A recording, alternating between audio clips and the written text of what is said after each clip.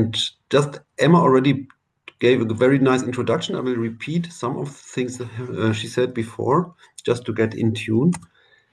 Because, to remember, CLCN4, the gene that encodes the protein, is on the X chromosome. And this is a somewhat particular genetic situation. And indeed, it can happen that the genetic variants that Emma has mentioned, they can already be present in the parents, and especially normally a mother can be a carrier of a disease variant, of a variant in the CLCN4 gene. She may or may not have any symptoms, or she may have slight symptoms, but in case the variant is then transmitted to the children, in particular, it is probably most important if it is transmitted to a son. Then the son, because the son has only one X chromosomes. Males have only one X chromosome in general. Females have normally two X chromosomes. So a daughter is more unlikely to be affected by this variant, whereas the son is more likely to be affected. And again, this is only one possibility. Actually, I think most of the cases are, as Emma said, not present in the father or in the mother's genome, but they are somehow spontaneously created in one of the germ cells, in the sperm cell or in the egg. And this happens by chance, and nothing, it cannot be predicted. It has nothing to do with our behavior. It just happens spontaneously. That's how evolution actually works, in spontaneous genetic mutations happening all the time. Again, now, and this is a little bit different because this variant can be also very severe, and we can also have females affected and males affected. So this leads to the situation that we are facing with that CLCN4 affects not only males, but also females, even though it is on the X chromosome. And classically, X chromosome diseases are often much more severe in males, but in CLCN4, females can be very strongly affected. And then already Emma said that one the first things that then happens if you have a child with a certain disease phenotype and you have a genetic test, and a typical result of such a genetic test could be, this is just an example which is not realistic, you have these strange characters here. So it's like C14G converted to C in the protein. This is glycine 5-alanine. What does this mean? I would like to try to explain, just to give us as an example. As Emma said, the gene is the most important part of the CLCN4 gene, is that what encodes the protein.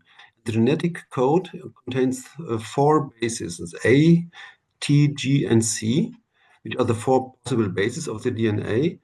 And they are numbered from number 1 and so on to, I think they are like, I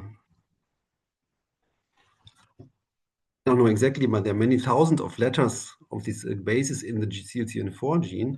And in this example, the C14 means that at position 14, the original gene has a G, a guanine residue. This is mutated, this is altered in the patient to a C.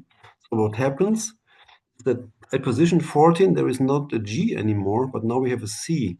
Because the genetic code says that every triplet of bases encodes a certain amino acid. And we have 20 amino acids, and the protein is made of these amino acids. And we have amino acid 1, which is encoded by the triplet ATG. And we have, for example, in this case, we have glycine, the triplet number 5, which encodes normally a glycine in CLCN4.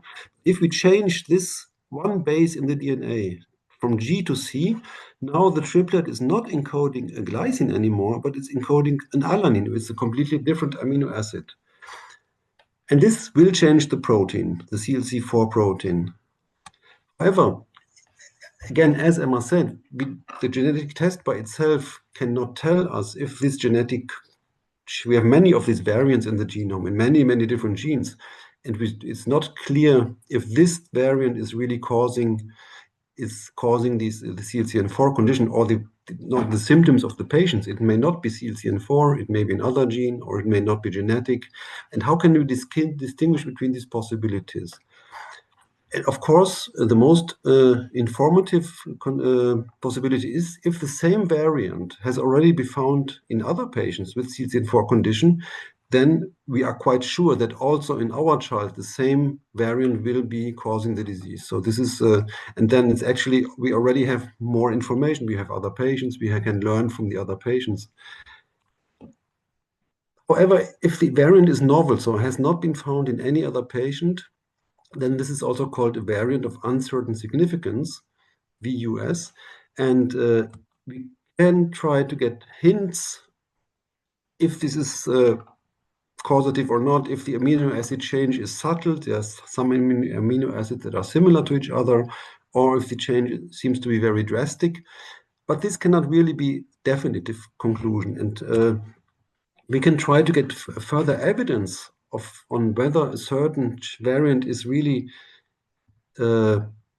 important for the disease is that we can investigate this variant in vitro in the laboratory and see how the protein changes, how it changes protein stability, and how it changes the function of the protein. And with this information, we can then have some good information clue if the variant is really causing the disease or not.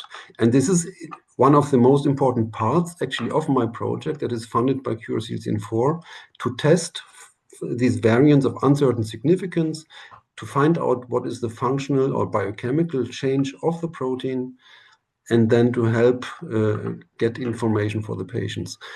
And how do we do this? This is unfortunately is rather complicated because it is a complicated protein.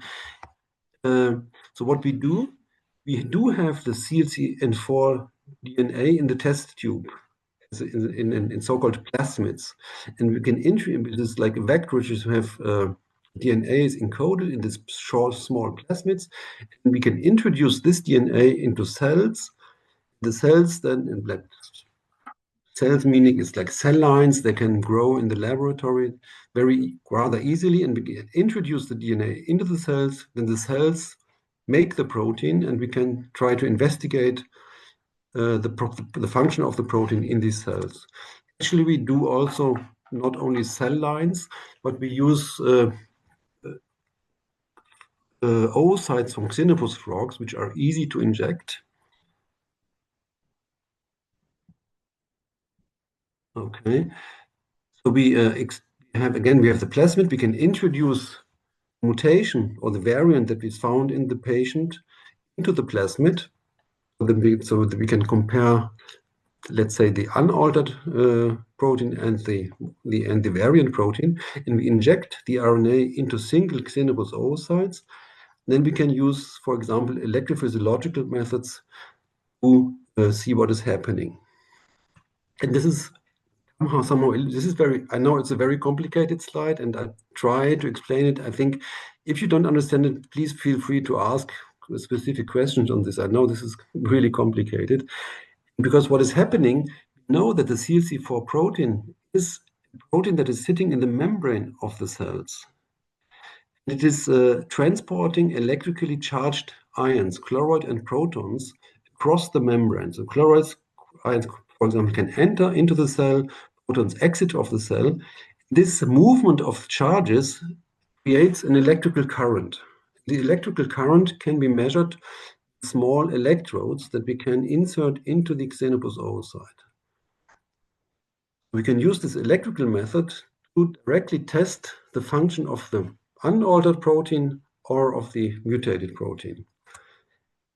And this is complicated. We apply certain voltages, and then we measure current responses, which are shown here. Oops, I think.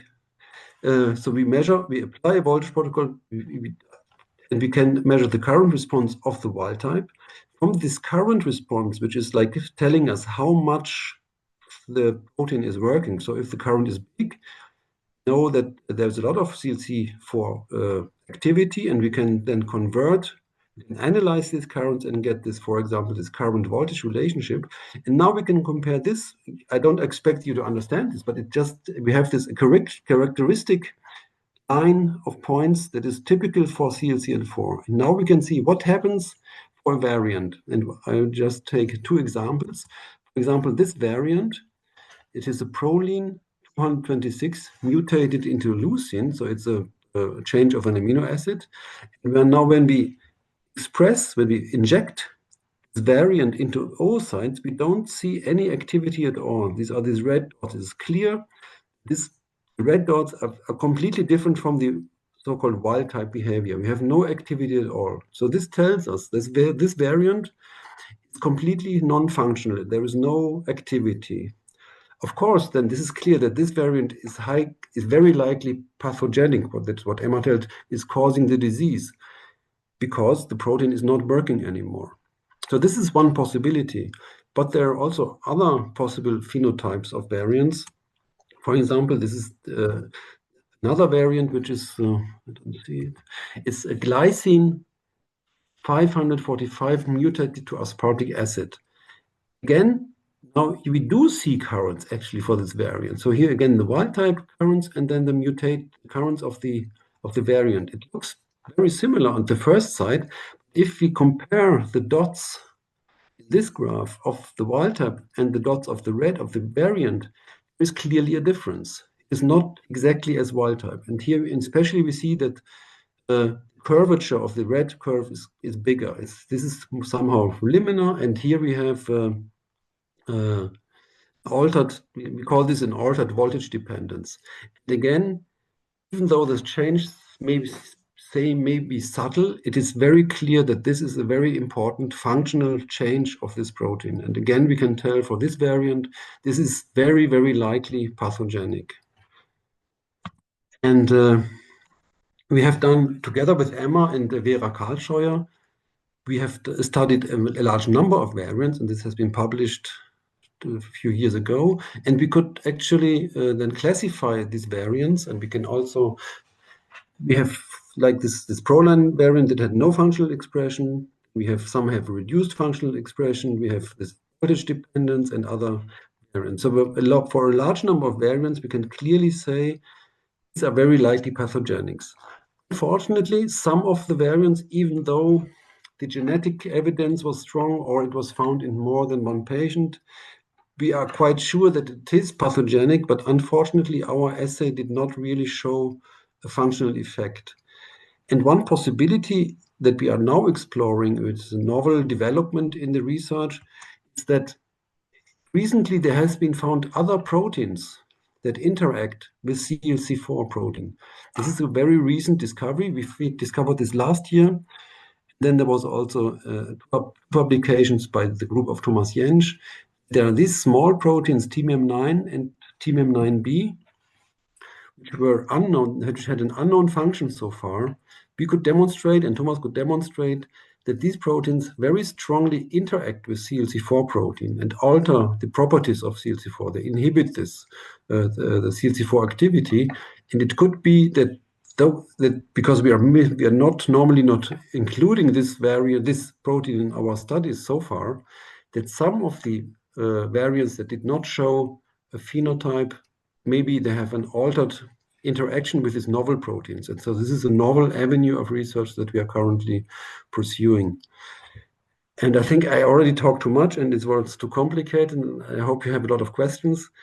Just to summarize, is that the study of the CLC variants by our laboratories, they also reveal molecular details of protein function, and how a specific variant alters the protein function can then also be helpful to design possible therapies, for example, pharmacological therapies. For if we see that a variant has a different voltage dependence, can we find molecules that restore normal wild-type behavior?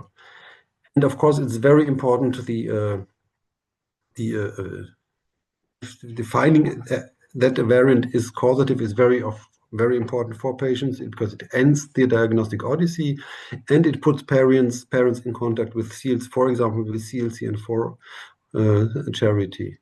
And then I want to mention again that there's a recent very novel discovery that the TMEM9 and TMEM9B proteins are novel subunits of CLC3 and CLC4. And this is another important aspect. And as Peter and Gina said, research is slow, and some discoveries are made separate. I mean, by chance, or they are made. They're not predictable, and the research is not predictable. And we will definitely learn novel aspects of the biology of CLC4 in the future, and we need. And it needs time and money. And I would like to thank you all for your attention.